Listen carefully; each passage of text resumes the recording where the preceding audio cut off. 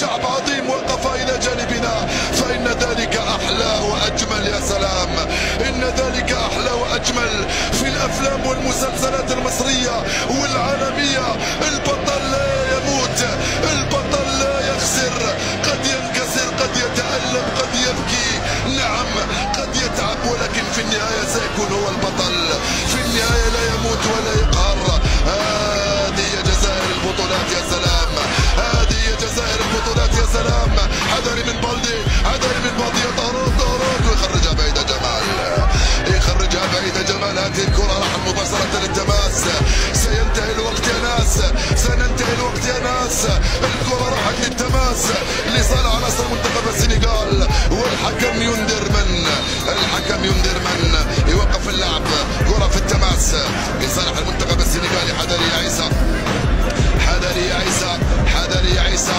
ولو ما عندكش بطاقة خرجها لك الآن، خرج لك البطاقة الآن حكم المباراة يا عيسى يا بنت. بقات دقيقتين يا عيسى، يرحم والديك، بقات دقيقتين يا عيسى، بقات دقيقتين يا عدلان.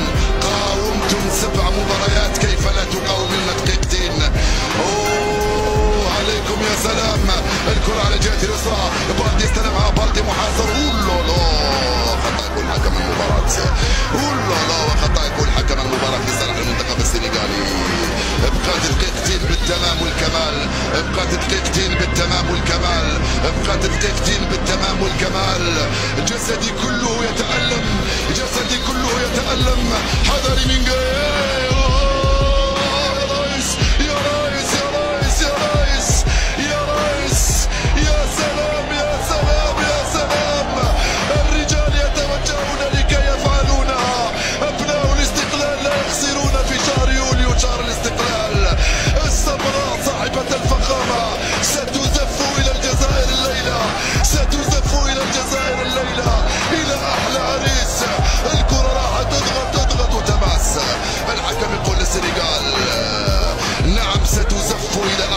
أجمل عريس، ستزف إلى الجزائر في أحلى حلة وبأحلى شكل، لأننا كنا الأفضل طيلة البطولة.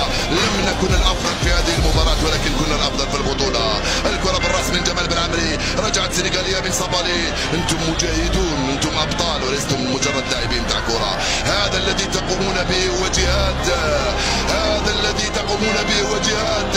فعلها الرجال بجزائريتهم، فعلوها بعروبتهم وأمازيغيتهم، فعلوها بلاعبيهم المحليين والمحترفين. وخطأ، خطأ يكون حكم المباراة وبطاقة صفراء لعدلان. كم صعبة، كم صعبة هذه المخالفة. يا عدلان نسيت. آخر فرصة للسنغاليين، آخر فرصة للسنغاليين، آخر فرصة للسنغاليين في المخالفة. من سيتولى تنفيذها؟ من سيتولى تنفيذ هذه المخالفة لصالح عناصر المنتخب السنغالي؟ انتهى الوقت الرسمي وانتهى الوقت بدل الضايع، انتهى الوقت الرسمي وانتهى الوقت بدل الضايع. حذري من هذه المخالفة من سليف صاني، حذري من سليف صاني. انقذها يا ريس، انقذها يا ريس، انقذها يا ريس. خلصنا يا ريس، خلصنا يا ريس، انقذها يا ريس، خلصها يا ريس، خلصها يا ريس، خلصها يا ريس، خلصها يا ريس.